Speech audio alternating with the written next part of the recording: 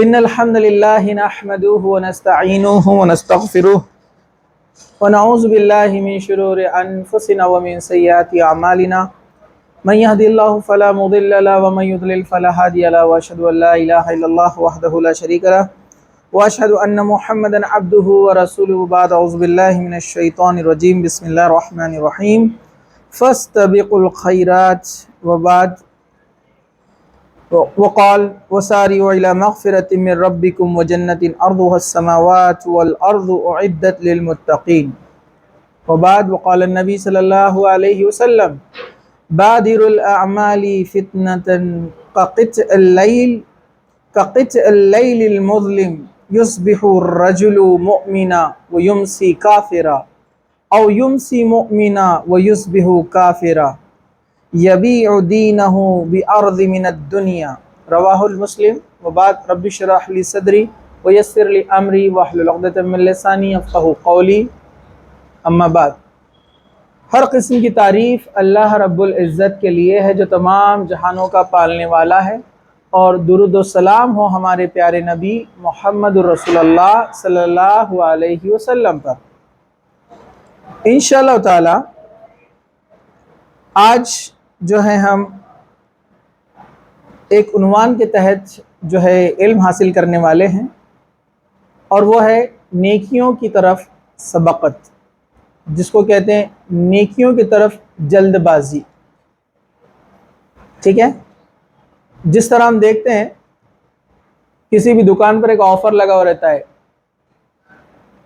جلد سے جلد آئیے اور فائدہ اٹھائیے، یہ آفر یہ ڈیٹ تک سمیت ہے، XYZ ڈیٹ تک یہ لمٹ ہے، اس کے بعد یہ آفر ختم ہو جائے گا۔ لیکن وہ آفر کا ہمیں پتہ رہتا ہے، علم ہوتا ہے نا، لیکن ہم سب جانتے ہیں کہ موت کس کی کب آئے گی کوئی جانتا ہے؟ بالکل نہیں۔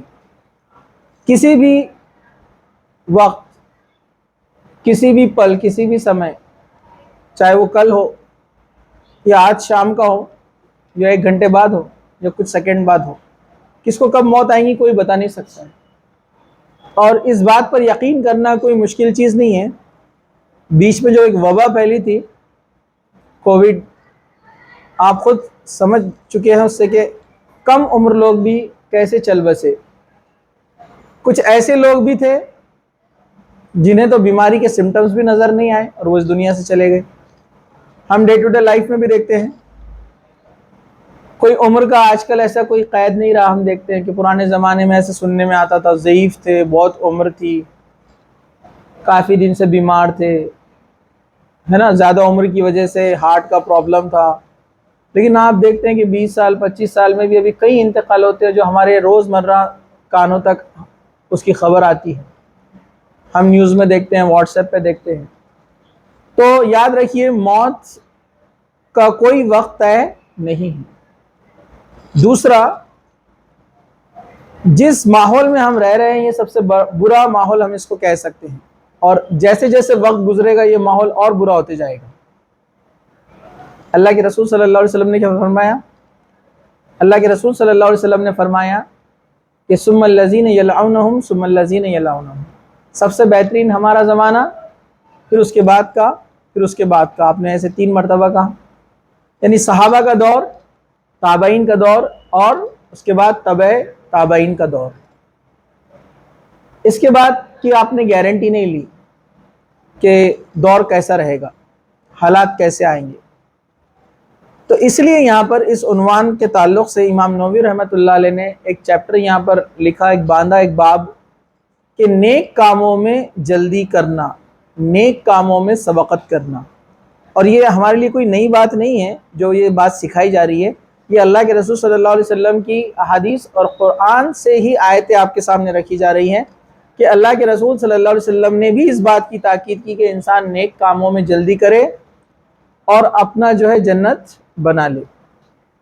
میں نے آپ کے سامنے قرآن کی ایک آیت تلاوت کی جو کہ سورہ بقرہ کی آیت نمبر 148، اس کا چھوٹا سا حصہ ہے، فَاسْتَبِقُوا الْخَيْرَاتِ، اور نیکی کی طرف جلدی کرو، جلد بازی کرو۔ اور دوسری آیت میں نے آپ کے سامنے پڑھی سورہ آل عمران کی آیت نمبر 133 اس میں اللہ تعالیٰ نے کہا وَسَارِعُوا إِلَىٰ مَغْفِرَةٍ مِّن رَّبِّكُمْ وَجَنَّةٍ عَرْضُهَا السَّمَاوَاتُ وَالْأَرْضُ أُعِدَّتْ لِلْمُتَّقِينَ، اس جنت اور اس مغفرت کی طرف جلدی کرو جس کی چوڑائی آسمان اور زمین کے برابر ہے، وہ تیار کی گئی ہے پرہیزگاروں کے لیے۔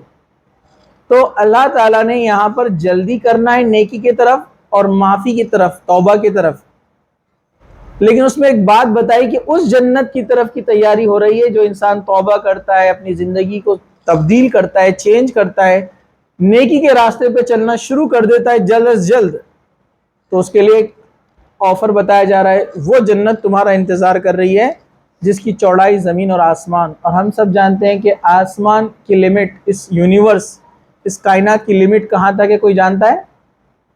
کوئی نہیں بتا سکتا، سائنس آج تک نہیں بتا سکی کہ ہم ملینز آف ایئر روشنی کی رفتار سے، یعنی لائٹ کی اسپیڈ سے، لائٹ کی اسپیڈ کتنی ہے آپ نے دیکھا؟ 3 لاکھ میٹر برابر ہے کہ نہیں ہے پر سیکنڈ، یہ لائٹ کی اسپیڈ ہے۔ تو کہا یہ ملینز آف ایئر تک یہ لائٹ دوڑتے رہیں گی، تب بھی اینڈ ہم پتہ نہیں لگا سکے کہ یونیورس کہاں پر اینڈ ہوتا ہے۔ جنت اس سے بڑی ہے، اللہ تعالیٰ فرما رہے ہیں، زمین اور آسمان کی چوڑائی اتنی بڑی ہے یہ جنت اللہ تعالیٰ نے جو بنائی ہے۔ تو اب بتائیے اس سے بڑا آفر اب دنیا میں کوئی ہو سکتا کیا؟ یہ پوری کائنات میں بڑے بڑے سورج جو زمین سے 100 گنا اور 1000 گنا بڑے ہیں، وہ بھی چھوٹے چھوٹے نظر آتے ہیں، تو اب زمین کا کیا ویلیو ہے؟ اب جب زمین کا ویلیو کچھ نہیں ہے تو زمین کے اندر کی چیزوں کا کیا ویلیو رہے گا؟ آپ خود سوچئے، مطلب اس سے بڑا آفر آپ کو کوئی نہیں ہے، جنت سے بڑا آفر۔ تو اللہ تعالیٰ نے کہا کہ اس جنت کی طرف اللہ تعالیٰ آپ کو بلا رہے ہیں کہ جلدی سے توبہ کرو، معافی مانگو، اس جنت کی طرف دوڑو جس کی چوڑائی زمین اور آسمان کے برابر ہے۔ چلیے اب ہم آگے بڑھتے ہیں۔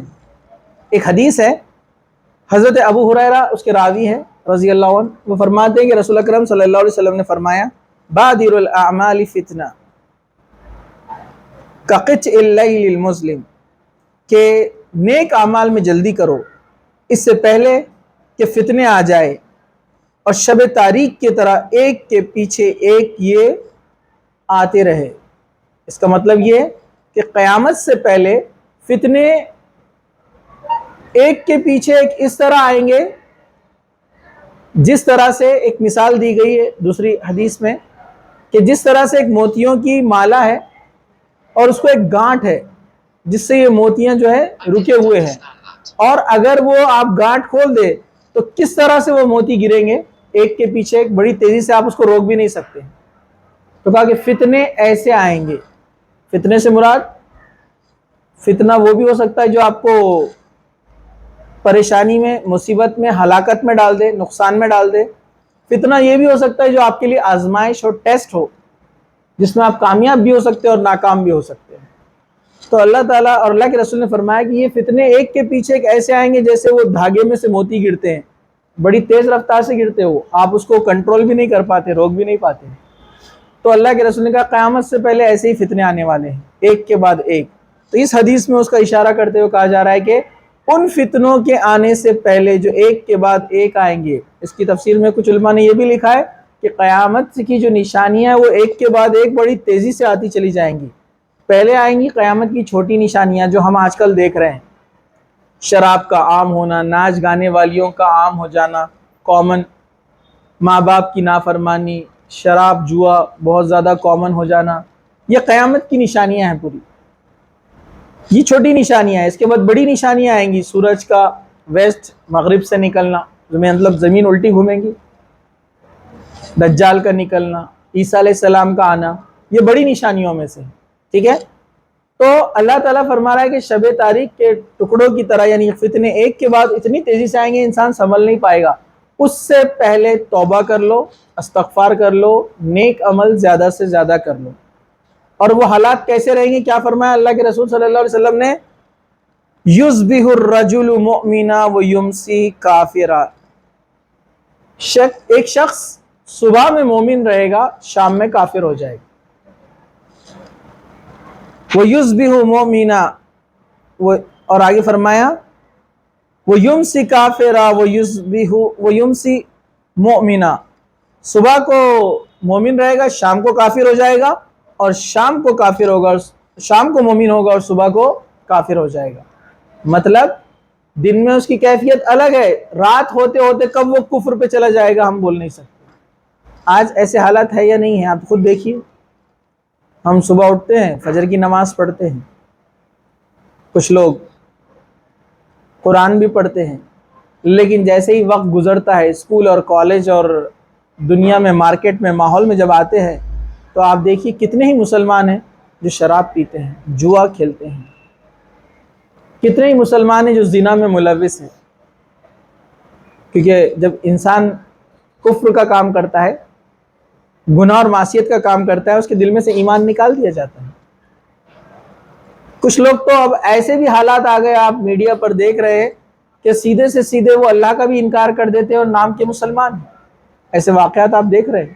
تو قیامت سے پہلے ایسے فتنے آئیں گے، انسان صبح کو مومن ہوگا اور شام میں کافر ہو جائے گا، شام کو مومن ہوگا اور صبح میں کافر ہو جائے گا۔ اتنی تیزی سے فتنے آئیں گے اور برائیاں آئیں گی، انسان کو ایمان بچانا مشکل ہو جائے گا۔ تو اللہ کے رسول صلی اللہ علیہ وسلم نے فرمایا کہ بس ایسے حالات آنے سے پہلے تم جلد سے جلد نیک بن جاؤ، نیکی کے کام کرو۔ چلیے ہم آگے بڑھتے ہیں۔ حضرت ابو سرو بیان کرتے ہیں کہ میں نے نبی کریم صلی اللہ علیہ وسلم کے پیچھے مدینے میں عصر کی نماز پڑھی، بس آپ نے سلام پھیرا، نہایت تیزی سے اٹھ کھڑے ہوئے اور لوگوں کی گردنیں پھلانگتے ہوئے اپنے بیویوں میں سے کسی ایک کے حجرے میں آپ تشریف لے گئے، مطلب اپنے گھر کی طرف۔ پھر آپ وہاں سے واپس آئے تو آپ نے دیکھا کہ آپ کی تیز رفتاری کی وجہ سے لوگوں کے چہرے پہ تعجب کا ہے کہ اللہ کے رسول صلی اللہ علیہ وسلم نماز پڑھنے کے بعد اپنی جگہ بیٹھتے اور ذکر و اذکار کرتے، لیکن ایک بار آپ نے ایسے دیکھا ہے، صحابی فرماتے ہیں اللہ کے رسول نے ذکر و اذکار نہ کرتے ہوئے سلام پھیرا، فوراً اٹھے، تیزی سے چلے گئے اور پھر واپس آ کر بیٹھے۔ تو آپ نے دیکھا صحابہ کے چہرے پہ سوال ہے، سوالیہ نشان، کوشچن مارک۔ پھر آپ نے کہا دراصل مجھے یاد آیا کہ گھر میں سونے یا چاندی کی کوئی چیز رکھی ہوئی ہے، مجھے یہ بات اچھی نہیں لگی کہ یہ چیز میں روک کر رکھوں اور کسی کام میں میں مشغول ہو جاؤں، اور اسے میں فوراً گیا اور اسے کسی کو صدقہ کرنے کا یعنی تقسیم کرنے کا حکم دے دیا۔ مطلب اللہ کے رسول صلی اللہ علیہ وسلم نے نیت کی تھی کہ گھر میں کوئی چیز، سونے کی کوئی چیز ہے، اس کو اللہ کی راہ میں صدقہ کرنا ہے، خیرات کرنا ہے، لیکن آپ نماز کا وقت ہوا تو نماز کے لیے آ گئے۔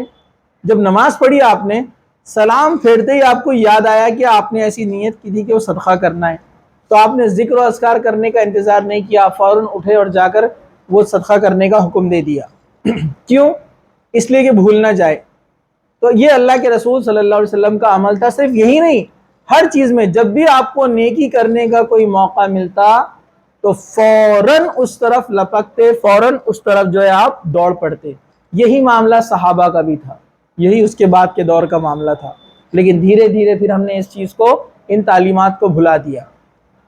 تو جب بھی کوئی نیکی کا ارادہ آپ کرے تو اس کو فوراً عمل میں لے آئے، فوراً اس پر عمل کرے، پریکٹس کرے۔ ایسا نہیں کہ آپ بعد میں دیکھیں گے، کیونکہ انسان غفلت میں پڑ جاتا ہے، پھر شیطان اس میں بھول ڈال دیتا ہے اور دھیرے دھیرے دھیرے پھر وہ اس سے دور ہوتا جاتا ہے اور نیکی کرنا اس سے رہ جاتا ہے۔ یہ بات آپ یاد رکھیے، جب بھی نیکی کا آپ خیال آپ کے دل میں آئے، کوئی نیک کام کرنے کا خیال آئے تو فوراً اس پر عمل کر لیجیے، اور جب بھی گناہ کا خیال آئے تو اس کو ترک کرنے کی یعنی چھوڑنے کی کوشش کیجیے، اس پر عمل نہ کرے۔ تو یہ اللہ کے رسول کی زندگی سے ہم کو ایک بہترین یہاں پر مثال ملتی ہے۔ چلیے ایک اور حدیث، حضرت جابر رضی اللہ عنہ سے روایت ہے کہ احد والے دن یعنی جنگ احد جس دن ہوئی، ایک آدمی نے رسول اکرم صلی اللہ علیہ وسلم سے کہا یہ بتلائیے اگر میں کافروں کے ہاتھوں مارا جاؤں یا شہید ہو جاؤں تو میں کہاں جاؤں گا؟ آپ صلی اللہ علیہ وسلم نے فرمایا جنت میں۔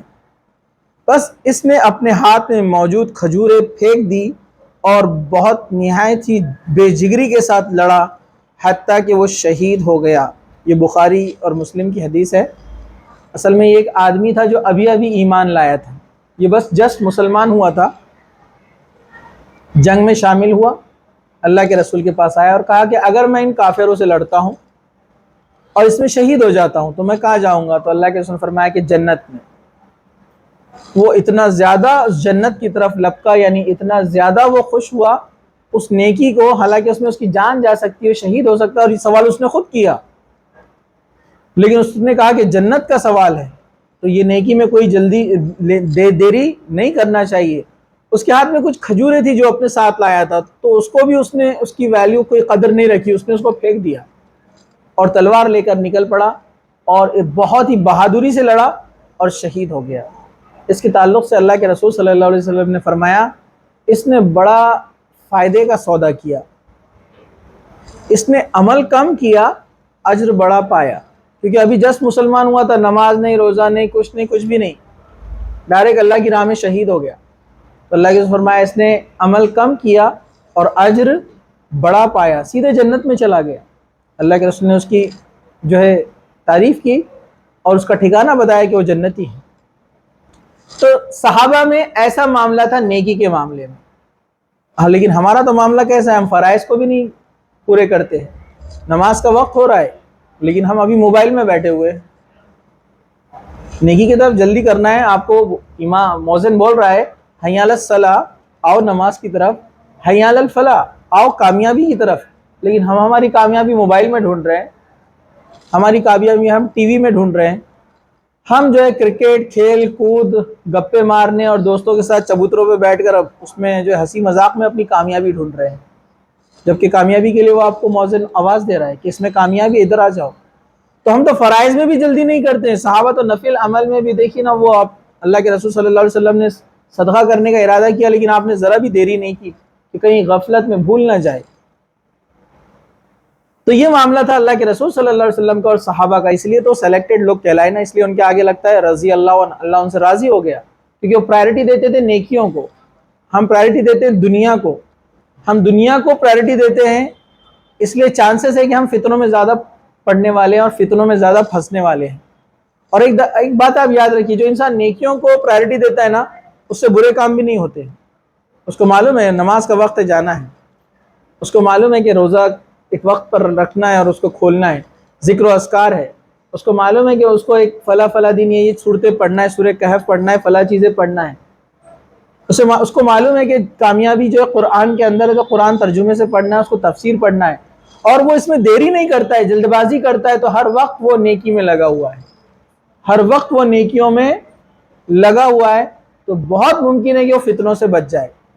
تو اللہ کے رسول صلی اللہ علیہ وسلم نے یہاں پر یہی تعلیم دی کہ انسان نیکیوں میں رغبت کرے، جلد بازی کرے۔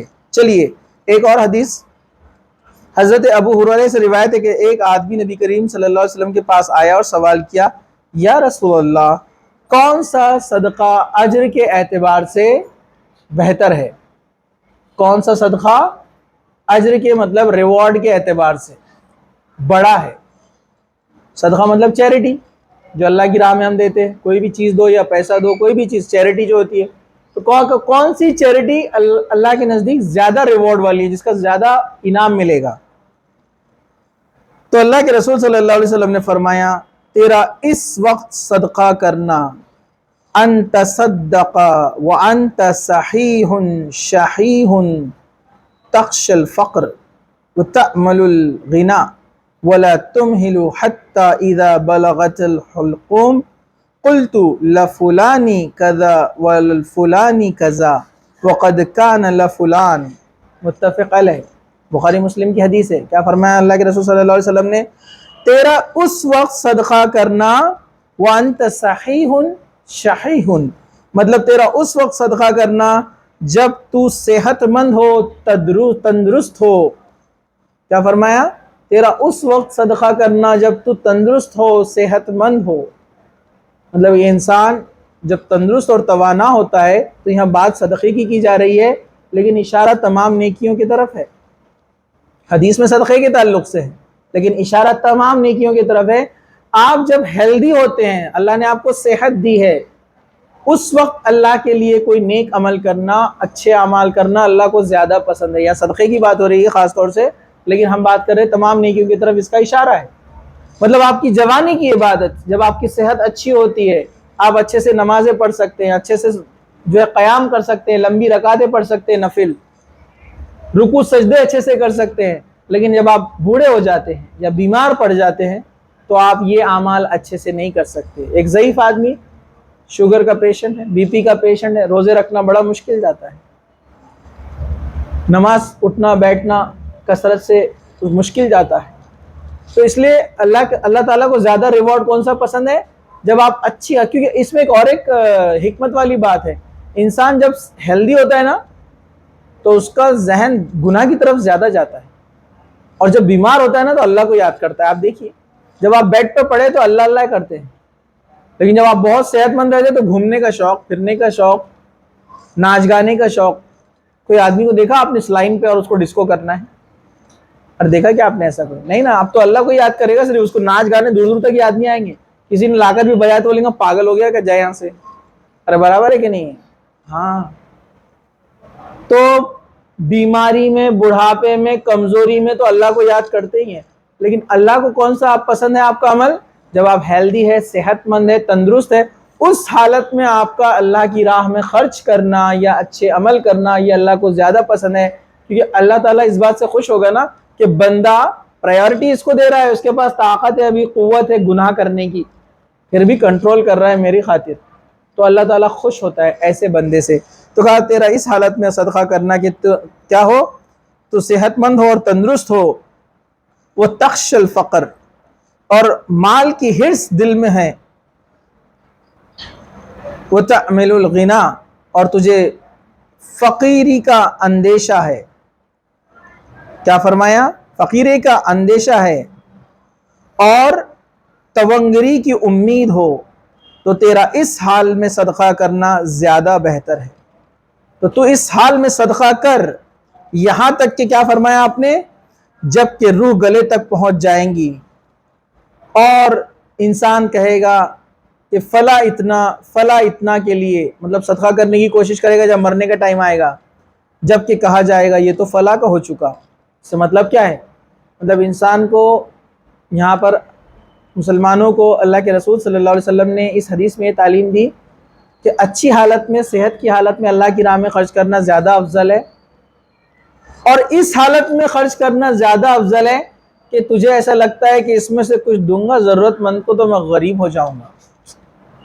اور حدیث میں ایک اور جگہ ہے، انسان جب اللہ کی راہ میں خرچ کرتا ہے نا تو شیطان آ کے اس کو ڈراتا ہے، ارے مت کر غریب ہو جائیں گا، فلاں کی مدد مت کر تو غریب ہو جائے گا، ہے نا. ارے بیٹے تیرے پاس 100 روپے پاکٹ منی ہے، ابا نے دیے، اب اس میں بھی 10 روپے صدقہ کریں گا تو 90 ہی بچیں گے، پیسے کم ہو جائیں گے. تو وہ آ کے ڈراتا آپ کو غربت سے. اور تونگری کی امید ہو، مطلب انسان یہ سوچتا ابھی میرے پاس 1 لاکھ ہے اور تھوڑا جمع کروں گا 2 لاکھ ہو جائیں گے، ارے فلاں کو صدقہ زکوٰۃ دینا ہے یا اپنے بھائی مصیبت میں اس کی مدد کرنا ہے. نہیں، اگر 2 لاکھ تو جمع ہو گئے، اس میں سے 10,000 دے دیا تو 1,90 ہو جائیں گے نا. تو وہ سوچے تھے کہ نہیں یہ 10 بھی جمع ہوں دو. تو تونگری کی امید، بڑا بننے کی امید، اس میں وہ اللہ کی راہ میں خرچ نہیں کر رہا ہے. لیکن اگر کرتا ہے تو بڑا ریوارڈ ہے اجر کے اعتبار سے، کہ شیطان اس کو ایک طرف غربت دکھا رہا ہے کہ غریب ہو جائے گا، اور دوسری طرف اس کو بول رہا ہے بس جمع کر، لیکن وہ بولتا ہے کہ نہیں اللہ کی راہ میں خرچ کرنا ہے. تو یہ اللہ کو زیادہ ہے. مطلب جب اس کا دل ڈاماڈول ہے، متذبذب ہے، لیکن اس حالت میں، حالات جیسے بھی وہ لوگوں کی مدد کرتا ہے صدقے سے، اللہ کے نزدیک وہ بڑا اجر کے اعتبار سے بہت بڑا ہے. پھر آگے کیا فرمایا؟ پھر اس کے بعد جب انسان کی روح اس کے گلے تک پہنچ جائیں گی، اس کو حلقوم کہا گیا ہے، حلقوم. جب انسان کی روح اس کے گلے تک پہنچ جائیں گی تو پھر وہ کہے گا کہ فلاں کو اتنا دے دو، فلاں کو اتنا دے دو، صدقہ کرنا چاہے گا. لیکن تب اس سے کہا جائے گا نہیں کہ یہ تو فلاں کا ہو چکا. جب اس کی موت، یعنی اس کی روح گلے تک آ جائیں گی، مطلب مرنے کا وقت آ گیا، اب وہ وصیت بھی نہیں کر سکتا ہے. اب اس کا جو مال ہے، جتنا اس نے کمایا ہے، سب اس کے وراثت میں بٹنے والا ہے. مطلب اب وہ فلاں کا ہو گیا، اب اس کا نہیں ہو. تو یہاں پر کہا گیا ہے کہ انسان جلد از جلد صحت کی حالت میں، تندرستی کی حالت میں خرچ کرے، اور دینے سے غریبی کا ڈر اور جمع کرنے سے امیری کی امید ہو. تب بھی وہ اللہ کی راہ میں خرچ کرے، یہ زیادہ افضل ہے۔ چلیے ہم آگے بڑھتے ہیں۔ حضرت انس رضی اللہ عنہ سے روایت ہے کہ احد والے دن، یہ ہم پہلے پڑھ چکے شاید، ٹھیک ہے، نہیں یہ دوسری حدیث ہے، میں آپ کو بیان کرتا ہوں۔ حضرت انس رضی اللہ عنہ سے روایت ہے کہ احد والے دن رسول اکرم صلی اللہ علیہ وسلم نے ایک تلوار پکڑی اور فرمایا تلوار مجھ سے کون لے گا؟ یہ ان کو بولو درس چل رہا ہے۔ کہا کہ تلوار مجھ سے کون لے گا؟ صحابہ نے اپنے اپنے ہاتھ آپ کی طرف بڑھائے، ان میں سے ہر ایک کی زبان پر تھا میں۔ آپ نے فرمایا کون ہے جو اسے اس کے حق کے ساتھ لے گا؟ یہ سن کر صحابہ پیچھے ہٹ گئے اور توقف کیا۔ پس ابو دجانہ رضی اللہ عنہ آگے بڑھے اور کہا میں اسے اس کے حق کے ساتھ لوں گا۔ پس انہوں نے تلوار آپ سے لی اور اس سے مشرکوں کی کھوپڑیاں پھاڑ دی۔ یہ مسلم شریف کی حدیث ہے۔ اصل میں اس میں حضرت ابو دجانہ کی جو ہے فضیلت بھی پتہ چلتی ہے، ان کی بہادری بھی پتہ چلتی ہے، اور اس سے صحابہ کا اللہ سے ڈر بھی پتہ چلتا ہے، دونوں چیزیں۔ کیسے؟ اور نیکی کی طرف جلدی کرنے کا ایک جذبہ بھی اس میں آپ کو نظر آتا ہے۔ جنگ احد میں اللہ کے رسول نے تلوار نکالی اپنی اور کہا کہ یہ تلوار مجھ سے کون لے گا؟ مطلب آپ کو فرنٹیئرز بھیجنا ہے، آگے رہنے والے جو مین لڑاکو ہوتے سامنے کی طرف۔ تو تمام صحابہ بولے ہم لڑیں گے، سب آگے آگے۔ پھر اللہ کے رسول نے فرمایا کہ اس کے حق کے ساتھ کون اس کو لے گا؟ کیا صحابہ حق ادا نہیں کرتے تھے؟ سب کرتے تھے، لیکن ان کو ڈر تھا کہ اللہ کے رسول کیا ایکسپیکٹ کر رہے ہیں، ہم کو نہیں پتا اس کا حق کیا ہے، ہم کو معلوم نہیں ہے نا، تو وہ پیچھے ہٹ گئے۔ مطلب پتہ نہیں اس کا حق کتنا بڑا ہوگا، ہم ادا کر پائیں گے کہ نہیں کر پائیں گے۔ مطلب صحابہ ذمہ داری سے بہت ڈرتے تھے، وہ موت سے نہیں ڈرتے تھے، وہ ذمہ داری سے ڈرتے تھے کہ حساب دینا پڑے گا اللہ کو اگر کمی زیادتی ہو گئی تو۔ جیسے نماز کا بھی معاملہ رہتا تھا نا، صحابہ جب نماز کے لیے کھڑے ہوتے نا، ایک دوسرے کو آگے بڑھاتے تھے، تم پڑھاؤ، اپنے پاس میں پڑھاتا، اور برابر ہے کہ نہیں ہے؟ صحابہ کے دور میں نماز کون پڑھاتا تھا؟ جو قرآن کا زیادہ علم رکھتا تھا، جو قرآن کا زیادہ علم رکھتا تھا اور جو اس پر زیادہ عمل کرتا تھا، اس کو نماز کے لیے آگے بڑھایا جاتا تھا۔ لیکن تمام نیک لوگ تھے، سب ایک دوسرے کو آگے بڑھاتے تھے، اور سب اگر علم والے ہو، سب قرآن کے جاننے والے ہوں، تو پھر اس میں کون نماز پڑھائے گا؟ جو عمر میں زیادہ ہو، ٹھیک ہے؟ تو خیر صحابہ ڈرتے تھے ذمہ داری سے، اس لیے پیچھے ہٹ گئے۔ ایک صحابی ابو دجانہ یہ آگے بڑھے اور کہا کہ میں اس کے حق کے ساتھ لوں گا۔ اللہ کے رسول نے ان کو دیا اور انہوں نے دشمنوں کی صفے کے صفے پلٹا دیے۔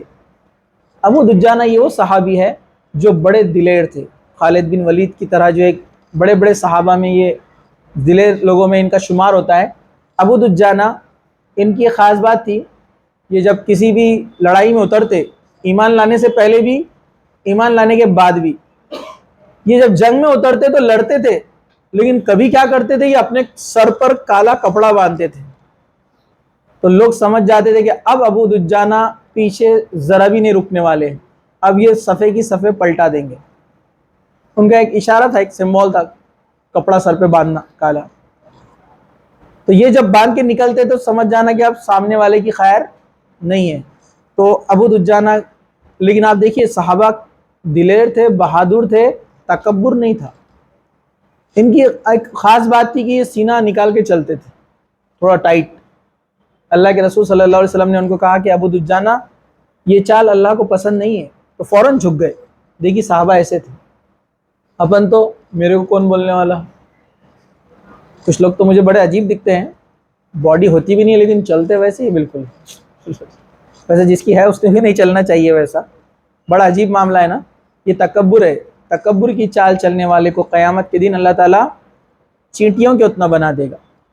حدیث میں چینٹیوں کے اتنا جو تکبر کی چال چلتے ہیں، کیونکہ تکبر صرف اللہ کے لیے ہے۔ مطلب تکبر یہ اللہ کا حق ہے، یہ اللہ کی چادر ہے۔ دوسری حدیث میں آتا ہے کوئی اس کو کرے گا تو اللہ تعالیٰ اس کو نہیں چھوڑے گا، ٹھیک ہے؟ تو یہاں پر ابو دجانہ کا معاملہ ایسا تھا، لیکن جب وہ ایک جہاد کے لیے اترے تو اللہ کے رسول نے فرمایا تھا کہ وہ چال اللہ کو پسند نہیں ہے جس چال سے تم چلتے ہو، لیکن اس موقع پر اللہ کو پسند ہے۔ مطلب ان کو اجازت دی گئی جہاد کے موقع پر۔ تو یہاں پر دیکھیے صحابہ سب آگے بڑھے تھے، دوڑ پڑے تھے نیکی کے لیے، صحابہ کوئی نیک عمل میں پیچھے نہیں رہنا چاہتے تھے، یہ ان کا معاملہ تھا۔ اللہ کے رسول صلی اللہ علیہ وسلم نے کہا کہ نماز کے بعد تسبیح پڑھنے کے بارے میں بتایا، 33 مرتبہ کا سبحان اللہ الحمدللہ، پتہ ہے نا آپ کو؟ تمام صحابہ نے شروع کر دیا کہ اگر ہم یہ پڑھیں گے تو امیر صحابہ اللہ کی راہ میں خوب خرچ کرتے ہیں، تو اللہ کے رسول نے فرمایا تم یہ پڑھا کرو تو نیکیوں میں تم ان کے برابر ہو جاؤ گے۔ امیر صحابہ نے دیکھا کہ یہ لوگ کیا پڑھ رہے ہیں، تو اللہ کے رسول نے ہم کو یہ فارمولا بتایا، تم لوگ پیسہ خرچ کرتے ہیں اللہ کی راہ میں، ہم غریب ہیں، تو اللہ کے رسول نے کہا یہ پڑھو تم اجر میں برابر ہو جاؤ گے۔ تو امیر صحابہ نے پڑھنا شروع کر دیا، تو غریب صحابہ پھر اللہ کے رسول کے پاس گئے، اللہ کے رسول انہوں نے پڑھنا شروع کر دیا، پھر آگے نکل گئے، بولے ہمارے سے دیکھیے نیکیوں میں حرص، ہم نیکیوں میں حرص نہیں کرتے۔ اس نے کون سی بائک لایا،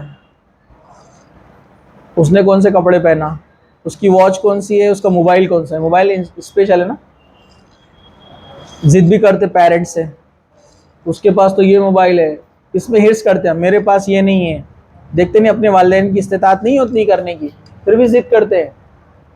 کچھ لوگ تو بڑے عجیب رہتے ہیں، ایک بچہ ضد کر رہا تھا، میں نے دیکھا ابا میرے کو یہ آئی فون دلاؤ، بولے، انہوں نے کہا بیٹے اپنے پاس نہیں، ہاں میرے کو معلوم نا سب ادھر خرچہ کرتے ادھر خرچہ کرتے، بہنوں کو دے رہے، بھائیوں کو دے رہے، میرے کو نہیں دلا رہے، اولاد کا حق ہے، ان کو حق سکھاتے ہو آئی فون 13 کے واسطے، سمجھا آپ کو؟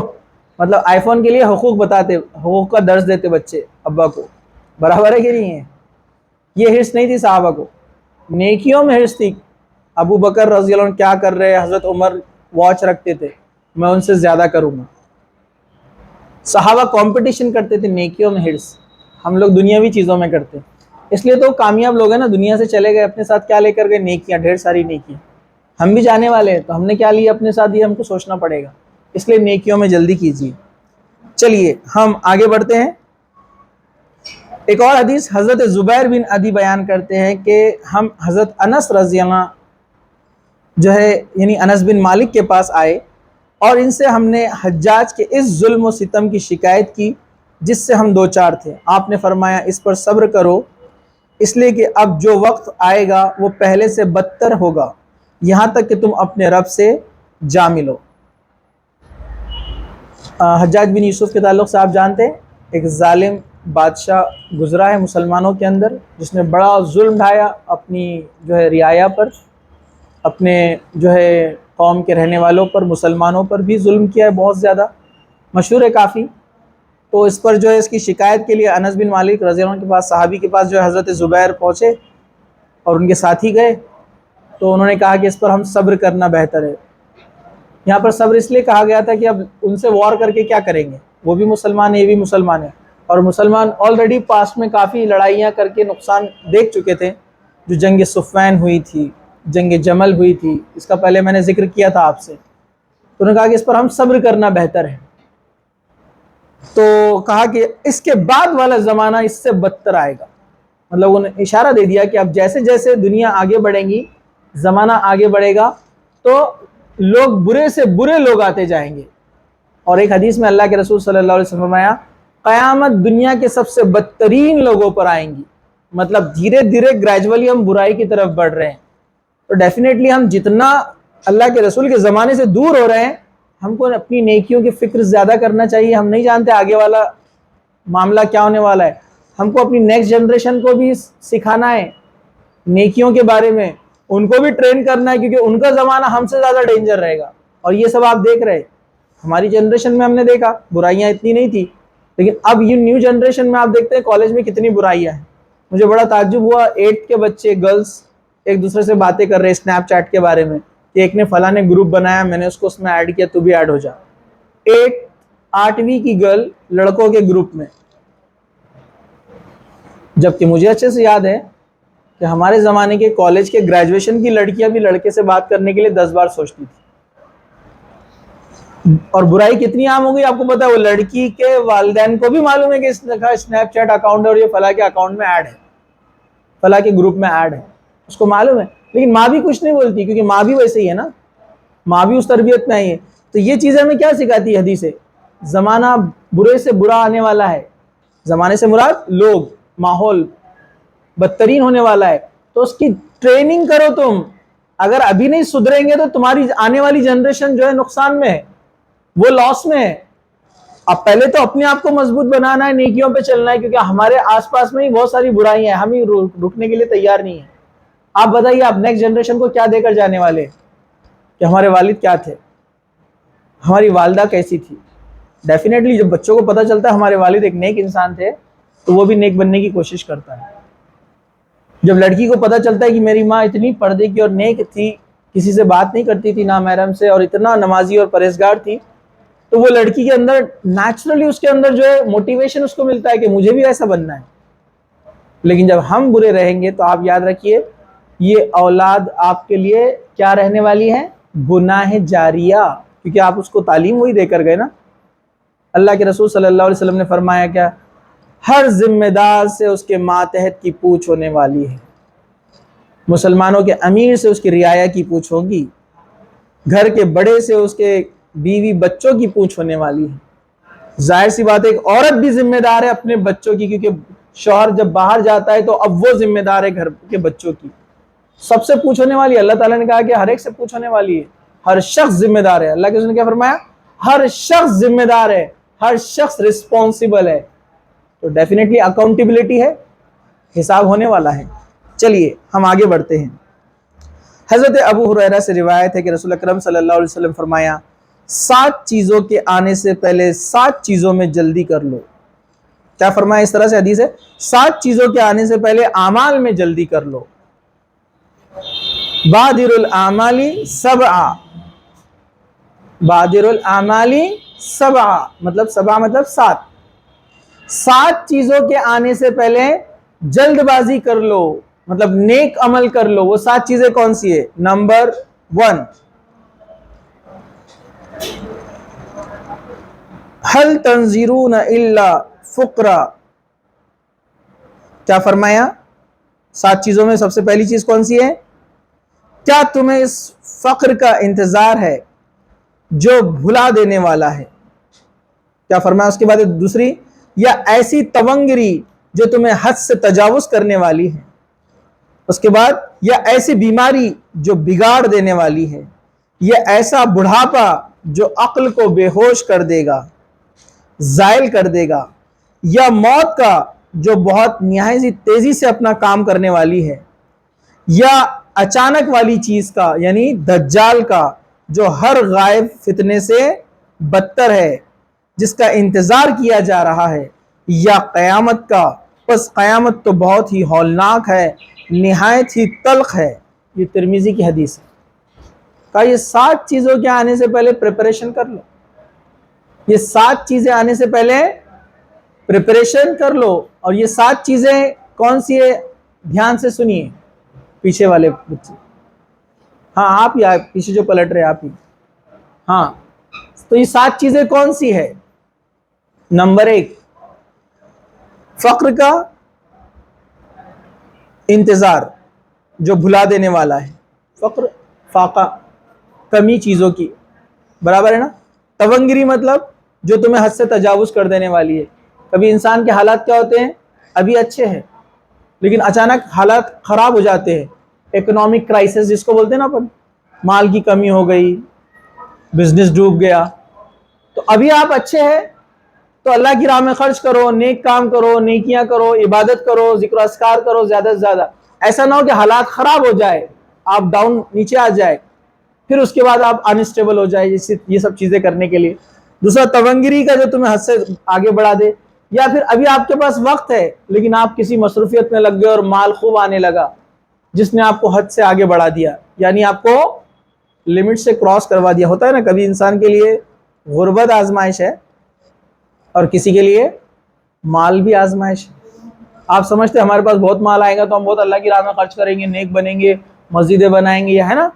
نہیں، کچھ لوگ ہیں جن کے پاس مال آتا ہے وہ اور گناہ میں بڑھتے جاتے ہیں، وہ حرام چیزوں میں اپنا مال خرچ کرتے ہیں نا۔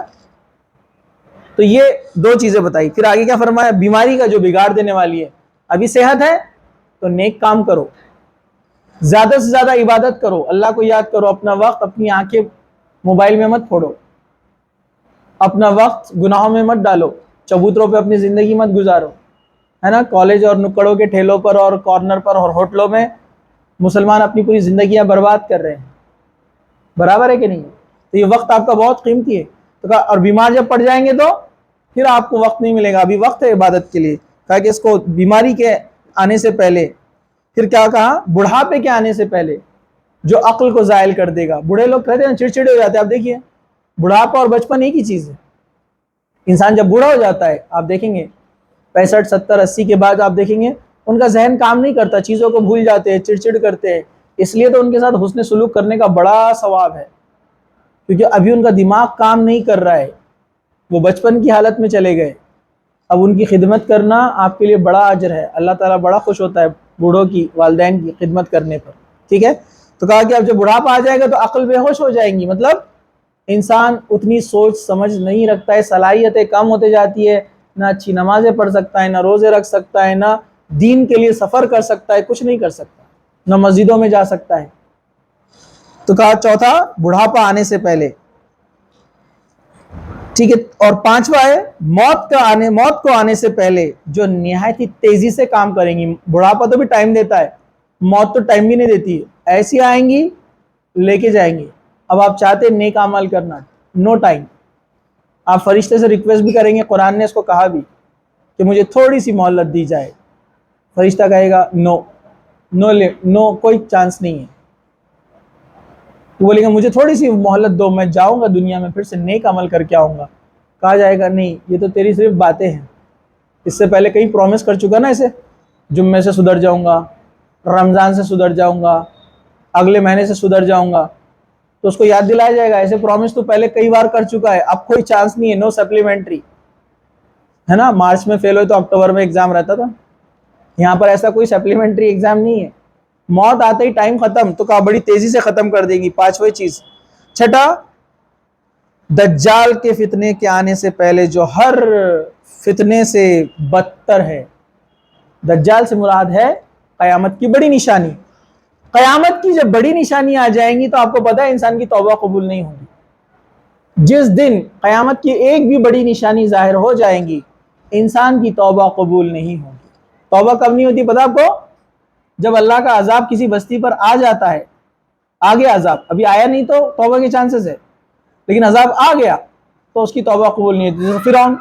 فرعون پر عذاب آیا, ڈوبنے لگا تو کیا بولا, میں ایمان لایا موسیٰ ہارون کے رب پر. اللہ نے قبول کیا گیا نہیں. دوسرا, موت کا غرغرہ. آپ نے ملک الموت کو دیکھ لی, اب آپ کی روح قبض ہونے والی ہے, ابھی مرے نہیں آپ, ملک الموت کو دیکھا آپ نے, اب توبہ کرنے کا کوئی فائدہ نہیں. غرغرہ موت کا آ گیا, آپ کی توبہ قبول نہیں ہوگی. اور تیسرا ہے قیامت کی بڑی نشانی جب آ جائے تو انسان کی توبہ قبول نہیں ہوتی. اور بھی کچھ چھوٹی چھوٹی چیزیں ہیں, جیسے حرام کھانے والے کی دعا قبول نہیں ہوتی, تو ڈیفینیٹلی وہ حرام کھاتا رہے گا تو توبہ بھی قبول نہیں ہونے والی اس کی. تو اور بھی کچھ چیزیں ہیں, لیکن یہ تین میجر ہیں اہم جو میں نے آپ کو بتائی یہاں پر. ٹھیک ہے, چلیے اب ساتواں ہے قیامت, جو بہت ہولناک ہے اور بہت تلخ ہے, مطلب انسان کو جو جھنجھوڑ دینے والی ہے, پریشان کر دینے والی ہے. اس کے بعد انسان صرف پچھتاتا اور سوچتا رہے گا کہ میں سدھر جاتا تو اچھا رہتا تھا, میں بدل جاتا تو اچھا تھا, میں نیک بن جاتا تو اچھا رہتا. لیکن یہ تمام چیزیں اس کو نیکی کا کوئی چانس دینے والی نہیں ہیں. تو یہ تھا ہمارا آج کا ٹاپک کہ نیکی کے کاموں میں جلد بازی کرنا, کیونکہ ہم نہیں جانتے کہ اللہ نے ابھی ہم کو جو صحت دی, طاقت دی, ہمت دی ہے, ہوش حواس دی ہے, ساری چیزیں یہ رہیں گے یا نہیں رہیں گے کل پرسوں یا اگلے مہینے یا اس کے بعد. تو ہم چاہیے کہ ہم آج سے, ابھی سے فوری طور پر یہ طے کر لے کہ اب ہم کو نیک بننا ہے اور تمام برائیوں کو چھوڑنا ہے. اللہ تعالیٰ سے دعا ہے کہ اللہ سبحانہ و تعالیٰ ہمیں تمام نیک کاموں میں جلد بازی کرنے والا بنائے اور تمام بری چیزوں سے اور بیکار چیزوں سے اور معصیت کے کاموں سے دور رکھے. اللہ سبحانہ و تعالیٰ ہم کو جب تک زندہ رکھے, اسلام پر زندہ رکھے, خاتمہ ایمان پر ہو. وآخر دعوانا الحمد للہ رب العالمین. سبحان ربک رب العزت عما یصفون وسلام علی المرسلین والحمد للہ رب العالمین. ہاں بولیے. سر میرا سوال یہ ہے کہ اللہ حافظ کہنا کیا بدعت ہے؟ ہاں بھائی نے سوال کیا کہ اللہ حافظ کہنا بدعت ہے یا کیا ہے اس کے تعلق سے. تو یاد رکھیے اللہ کے رسول صلی اللہ علیہ وسلم کے زمانے میں صحابہ جب ایک دوسرے سے ملتے یا ایک دوسرے سے جدا ہوتے, الگ ہوتے, ملاقات کرتے یا جاتے ٹائم تو وہ کہتے السلام علیکم ورحمۃ اللہ وبرکاتہ، اور اس کے علاوہ اور بھی دعائیں دیتے تھے جو حدیث سے ثابت ہے۔ تو بہتر یہ ہے کہ سنت یہ ہے کہ آپ جب کسی سے ملے تو کم از کم سلام کرے، اور زیادہ دعا دینا چاہتے تو آپ دیجئے، اور جب آپ کسی سے دور جاتے ہیں، باہر نکلتے ہیں گھر سے، گھر والوں سے یا دوستوں سے الگ ہو رہے، تب بھی کہیے السلام علیکم ورحمۃ اللہ وبرکاتہ، یہ سنت ہے۔ اب اس سے ہٹ کر آپ جو بھی چیزیں نکالیں گے، یہ طریقہ اللہ کے رسول صلی اللہ علیہ وسلم سے ثابت نہیں ہے، تو بچنا بہتر ہے، اجتناب کرنا بہتر ہے، لیکن اس کو ہم بدعت نہیں بول سکتے کیونکہ اس میں اللہ حافظ میں آپ کوئی نیکی کا کام سمجھ کر اس کو نہیں کر رہے، یہ آپ اردو میں آپ کہہ رہے ہیں کہ اللہ آپ کی حفاظت کرے، ٹھیک ہے، تو بدعت تو اس کو نہیں کہیں گے ہم، لیکن بہتر ہے کہ ہم اس سے بہتر دعا دیں، کیونکہ اللہ حافظ سے بہتر ہے السلام علیکم، کہ تم پر سلامتی ہو، اور جس پر سلامتی ہو اس کی حفاظت بھی ہوتی ہے، پروٹیکشن بھی آ گیا اس میں، اللہ اس کی مدد بھی فرماتا ہے، اور تمام چیزوں سے، جیسے نظر بد ہے اور بھی چیزیں، اللہ تمام چیزوں سے آپ کی حفاظت فرماتا ہے، کیونکہ اللہ تعالیٰ کی سلامتی آپ کے اوپر رہنے والی ہے۔ تو بہتر ہے کہ ہم سنت پر عمل کریں، جب بھی کسی سے ملے تو سلام کریں، اور الگ ہو تو بھی سلام کریں۔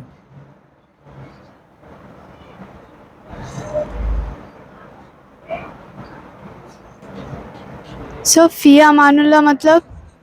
جی بولیے۔ فی امان اللہ مطلب؟ فی امان اللہ، اللہ حافظ، یہ سب اردو میں نکلے ہوئے اپنے انڈیا سے، میڈ ان انڈیا ہے پورے۔ یہ بہتر ہے کہ آپ سلام ہی کرنا چاہیے، جو سنت ہے ہم اس کو عمل کریں گے تو زیادہ بہتر ہے نا، سنت کو عام کرنا چاہیے، آتے ٹائم بھی سلام، جاتے ٹائم بھی سلام، اس کے علاوہ بھی جو دعائیں ہیں وہ آپ کر سکتے ہیں۔ جی ادھر آگے دے دیجئے، ادھر لے لو اس کو۔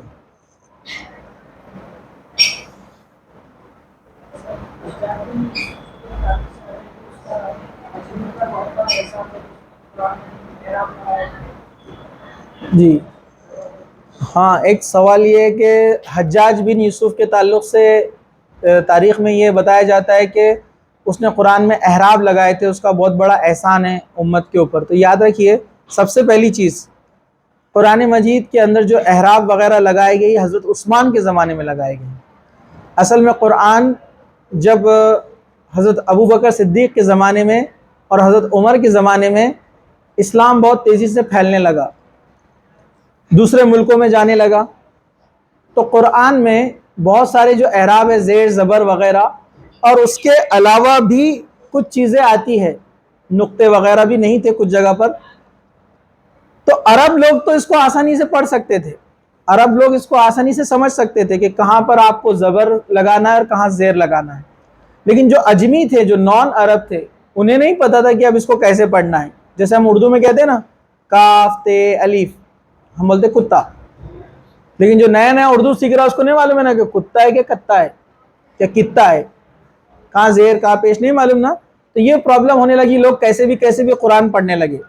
حضرت عثمان نے ان کے زمانے میں وہ تمام نسخوں کو واپس منگایا قرآن کے، جو الگ الگ ملک میں جا چکے تھے، پھر ان کو احراب اس کو دیکھ کر نئے کاپیز بنائے گئے جن پر احراب لگایا گیا کہ ہم عرب، یعنی اللہ کے رسول نے جیسے سکھایا ہم لوگ کیسے پڑھتے ہیں، اس حساب سے اس کے گرامرز، رولز وغیرہ بنائے گئے، پھر اس کو واپس سے بھیجا گیا، اور جو بغیر احراب والے نسخے تھے اس کو جلا دیا گیا تاکہ فتنہ نہ پھیلے۔ اسی پوائنٹ کو لے کر کچھ عیسائی لوگ الزام لگاتے ہیں کہ حضرت عثمان نے تو اصلی قرآن کو جلا دیا تھا، بعد میں جو پھیلا ہے وہ ڈپلیکیٹ ہے، وہ غلط ہے، نعوذ باللہ، ایسا کچھ بھی نہیں ہے، بیکار چیزیں ہیں۔ حضرت عثمان نے وہی قرآن کی کاپی بنا کر بھیجا، یہ والوں کو اس لیے جلایا ہے تاکہ اس میں فتنہ نہ پھیلے۔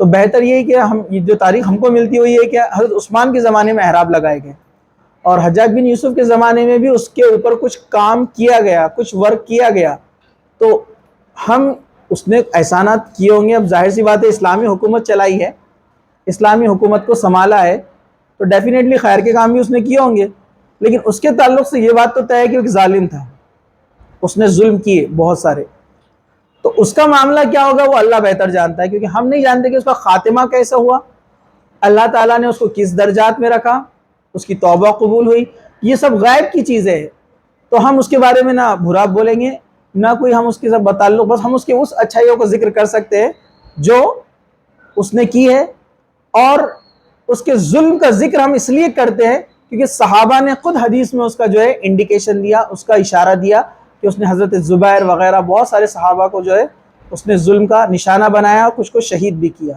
پھر اس کے آگے واللہ عالم، اللہ بہتر جانتا ہے کہ کس کا خاتمہ کیسے ہوا اور اس کا معاملہ کیا ہوا۔